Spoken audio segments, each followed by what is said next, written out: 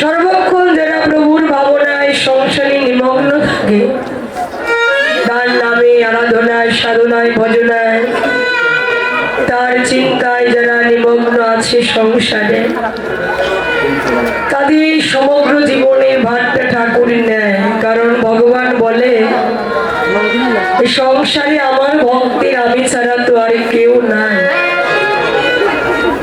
তাই ভক্তের ভারটুকু ঠাকুর নেয়। নবদ্বীপে এমন অনেক প্রমাণ ছিল।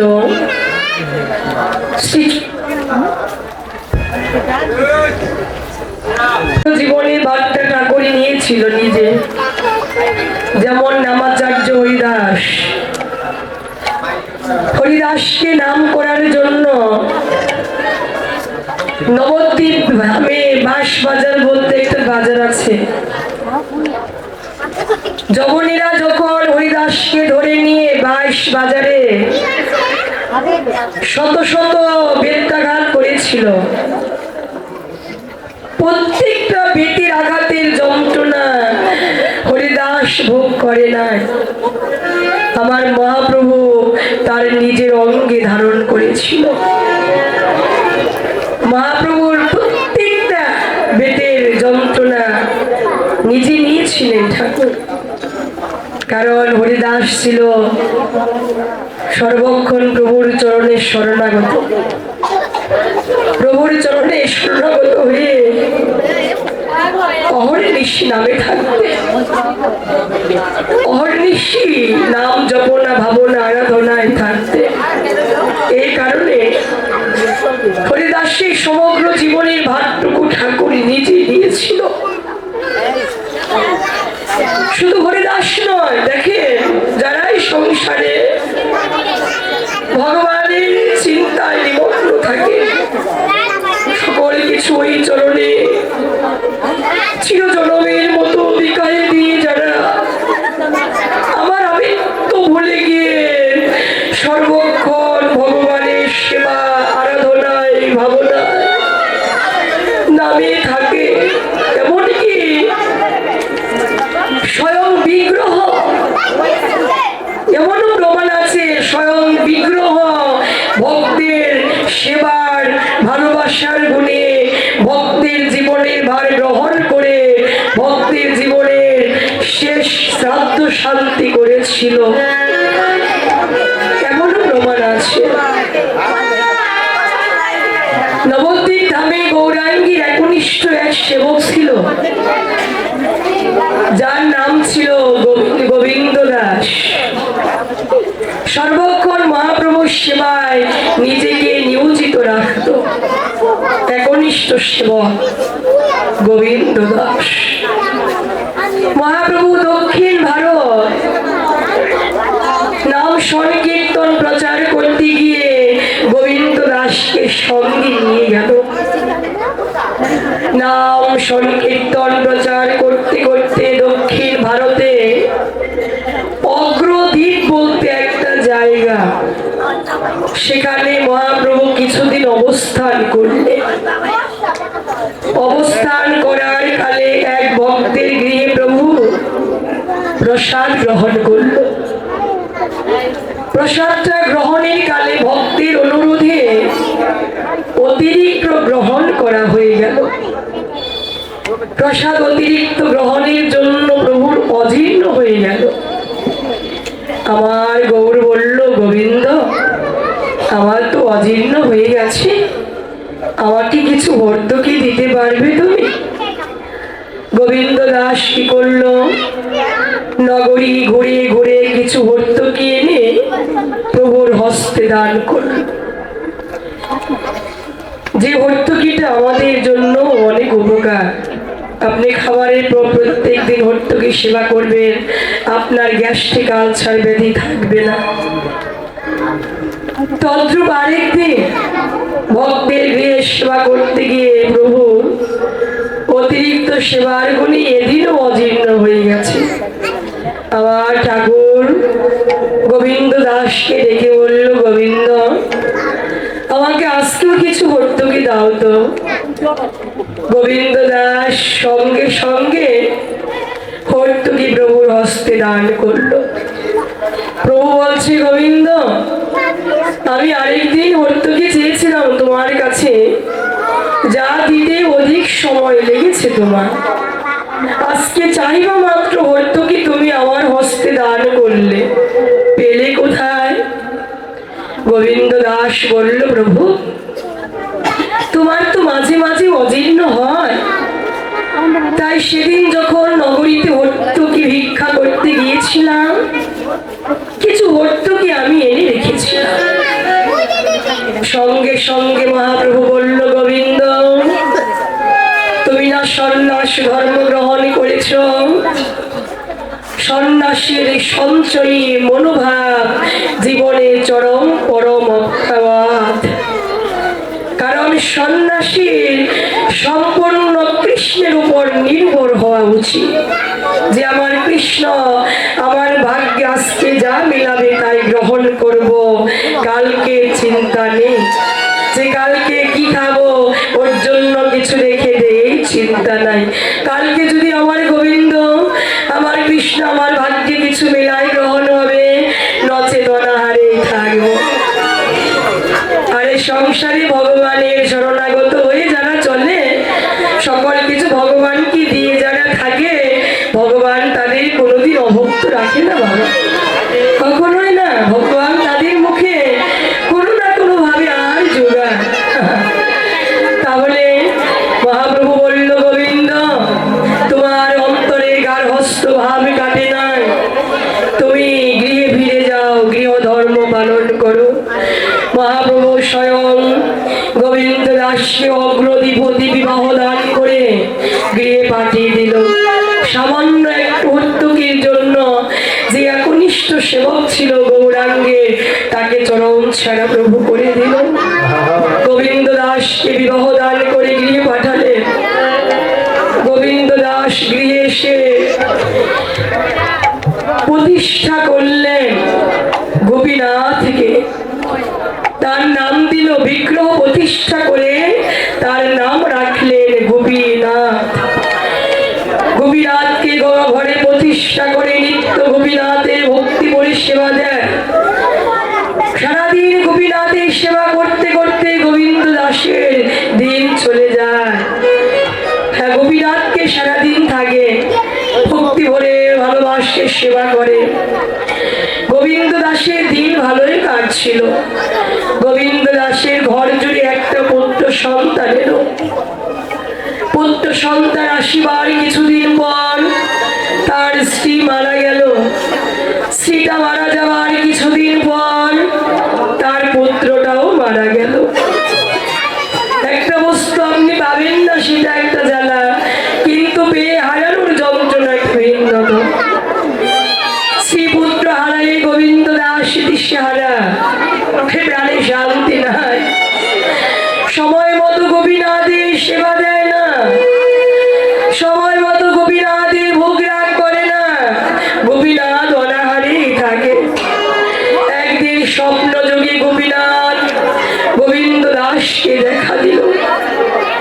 ভক্ত, তুমি তো আগের মতো আমায় ভালোবাসো না, আগের মতো আমায় সেবা দাও না, আগের মতো আমায় ভক্তি করো না, আমি যে অনাহারে থাকি।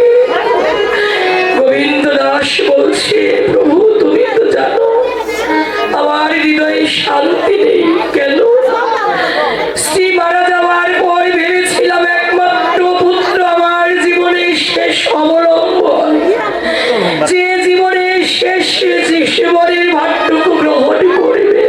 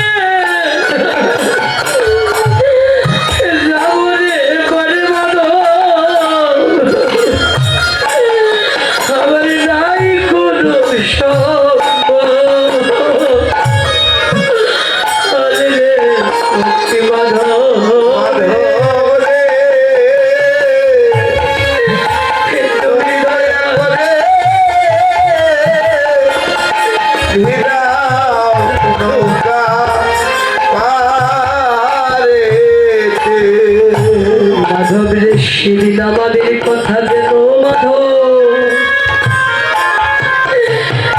মাধব তোমার মনে থাকে ও সেদিন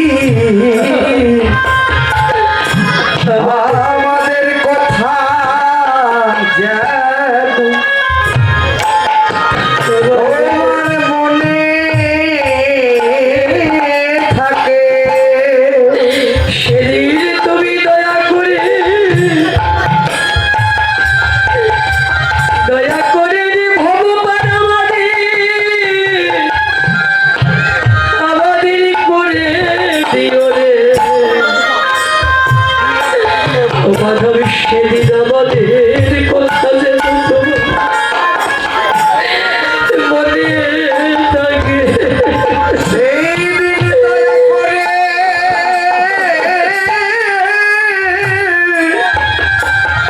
ভগবান পার করে দিও সেদিন আমাদের আমাদের কথা যেত মাধবী তোমার যেন তোমার মনে থাকে সেদিন আমরা জগতে কাগাল বলে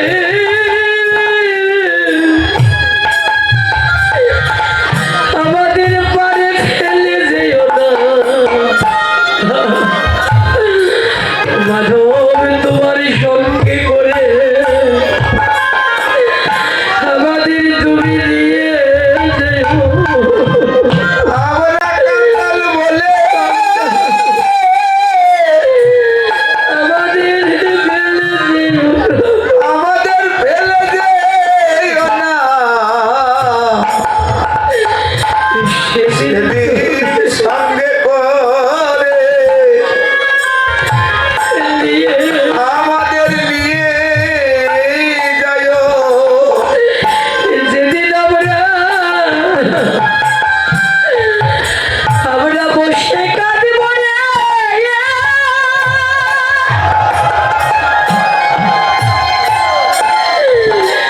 যেদিন বসে কাঁদব রে মাধব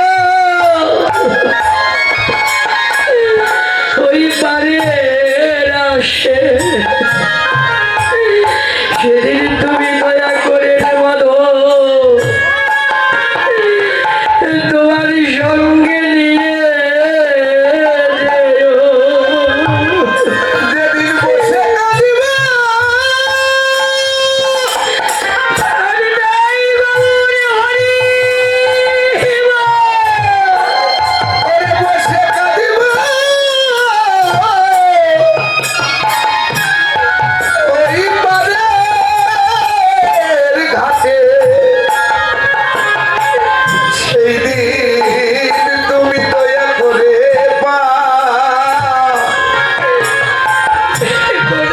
পার করে দিও মাধবের সেদিন আমরা পাপি বলে আমাদের একেবারে তুমি লেখে যেও তারে মাধব সেদিন তুমি করুণা করে রে আমাদের সঙ্গে নিও আমরা পাপী বলে ফেলে যেও না করুণা করে সঙ্গে নিও পাপী বলে ফেলে যেও না সেদিন করুণা করে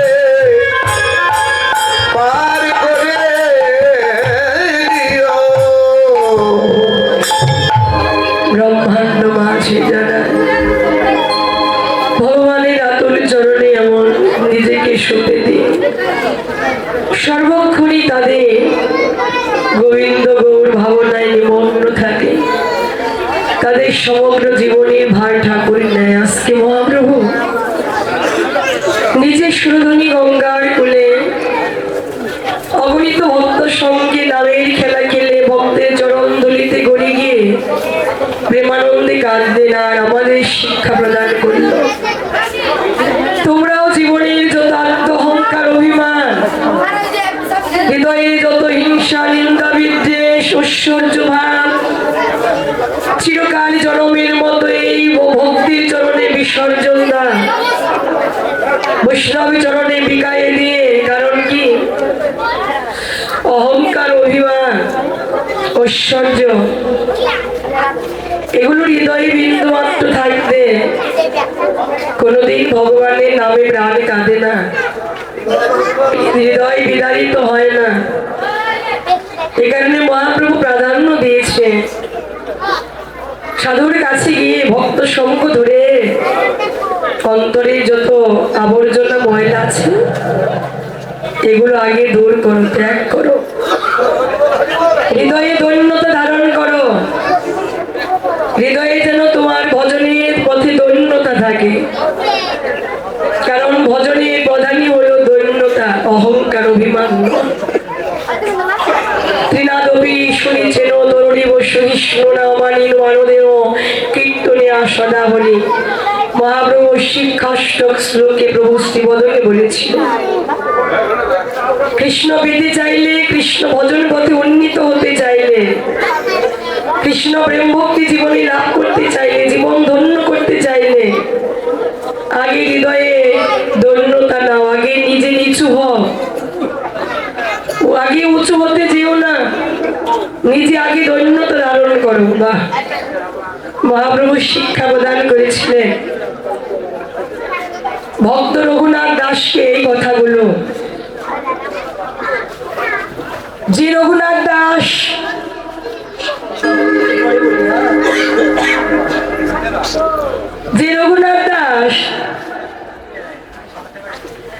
বিপুল ঐশ্বর্য রাজত্ব চিরকাল জনমের মতো তেজ্য করে ঘরের বাহির হয়েছিল শুধুমাত্র ভগবানকে প্রাপ্তির জন্য। যখন মহাপ্রভু শেষের জীবনে 18 বছর পুরীতে থাকত, পুরীধামে যখন বাস করত, রঘুনাথ দাস গৌড়ের সান্নিধ্য পেয়েছিল। একদিন ভক্ত স্বরূপ দামোদরকে দিয়ে প্রভুর কাছে প্রশ্ন রাখলে রঘুনাথ দাস, ঠাকুর হে, তুমি আমাকে গৃহহারা করেছ, তুমি আমাকে সংসার বিপুল ঐশ্বর্য রাজত্ব হারা করেছ, এখন বলো আমার কর্তব্য কি? কেমন করে কৃষ্ণ ভজনের পথে আমি অগ্রসর হতে পারব? কেমন করে কৃষ্ণ প্রেম ভক্তি জীবনে লাভ করতে পারবো? জীবন আমার ধন্য হবে। মহাপ্রভু রঘুনাথ দাসকে ডেকে বলেছিল, রঘুনাথ, এগুলো তো সাধন সাধ্য তত্ত্বের কথা, এগুলো জানার জন্য আমি তোমাকে স্বরূপ দামোদরের কাছে নিবেদন করেইছি। স্বরূপ দামোদর ছিল মহাপ্রভুর অগণিত ভক্তের মাঝে 3.5 জন অন্তরঙ্গের একজন, স্বরূপ দামোদর। প্রভু বলল, রঘুনাথ দাস, এগুলো জানার জন্য স্বরূপের কাছে তোমাকে আমি নিবেদন করে দিয়েছি, স্বরূপের বদন হতে তুমি জানতে পারবে। তবু যখন আমার বদলে শোনার তোমার ইচ্ছা হয়েছে, সাপ জেগেছে, আমি তোমার মনের বাঞ্ছা পূর্ণ করছি। 4টি উপদেশ দিয়েছিল আমার গৌর ভক্তি জীবনের রাস্তায়, যে পথগুলো অবলম্বন করতে পারলে, যে এই প্রভুর বাণীগুলো মেনে চলতে পারলে তার জীবনে কৃষ্ণ প্রেম ভক্তি লাভ হবে। প্রভু বলেছিল, রঘুনাথ দাস, গ্রাম্য বার্তা না বলিবে, গ্রাম্য কথা না শুনিবে, ভালো না খাইবে, ভালো না পড়িবে,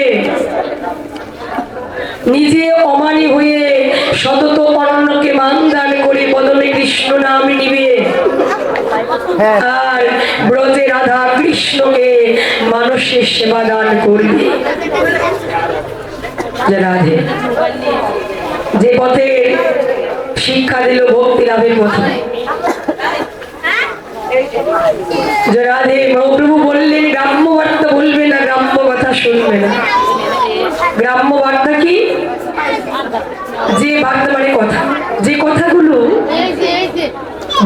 সঙ্গে সম্পর্ক যুক্ত না, যে কথা ভগবানের সম্বন্ধবিহীন আমরা দশে পাঁচে সম্মিলিত হয়ে অনেক সময় আন কথা আন সমালোচনা বলি করে থাকি। মহাপ্রভু বললো এই কথা বললে কি হয়, আন আলোচনা আন সমালোচনার মাধ্যমে কারো ঘরে যদি পুণ্য ফল অর্জন থাকে সেই পুণ্য ফলটা বিনষ্ট হয়ে যায়। আর ওই দশে পাঁচে সম্মিলিত হয়ে যদি আর কথা না বলে ভগবানকে নিয়ে কথা বলেন, কৃষ্ণ বিষয় নিয়ে কথা বলেন, শুদ্ধাচারী বৈষ্ণব আছে জগতে, মহাজন আছে, তাদের নিয়ে কথা বলেন, তাদের নিয়ে আলোচনা করলে কি হয়? প্রভু বললেন কারো ঘরে যদি পাপ থাকে সেই পাপটা আস্তে আস্তে কেটে যায়। তাহলে এগুলো হলো কুকথা। বললে এই কুকথা শুনবে না, কুকথা বলবে না, কুভাবনা করবে না, কু জিনিস নয়নে দেখবে না। যদি ভাবনা করো সৎ ভাবনা করো, যদি দেখো সৎ জিনিস দর্শন করো, যদি শুনো সৎ কথা কর্ণে শুনো, যদি বদনে বলো সর্বক্ষণ সৎ কথা বলার চেষ্টা করো। মানে অসতের দিকে ধাবিত হয়েও না। বললেন ভালো না খাইবে, ভালো না পড়িবে, বাহ, ভালো খেলে ভালো পড়লে কি হয় গো মায়েরা? সারা জীবন ভালো খাওয়া, ভালো পড়া, ভালো থাকার জন্য আমরা সারাটা জীবন ছুটে বেড়াইলাম। সংসারে কেউ তো খারাপ খেতে চায় না, খারাপ থাকতে চায় না, পড়তে চায় না, মা কেউ না। কারণ কি জানে? ঠাকুর যে জগতে শিক্ষা দান করলো ওই জগতে বিন্দু মাত্র ঐশ্বর্যের লেশ নাই। ওই জগৎটা ভিন্ন জগৎ, শুধুমাত্র ভগবানকে প্রাপ্তির জগৎ, ভগবানের প্রতি প্রেম ভক্তি লাভের জগৎ। জীবনে কারো প্রাণে যদি সুখের আশা থাকে, যে ভালো খাবো, ভালো পড়বো, ভালো থাকবো, এই সুখের আশা যদি জীবনে কেউ করে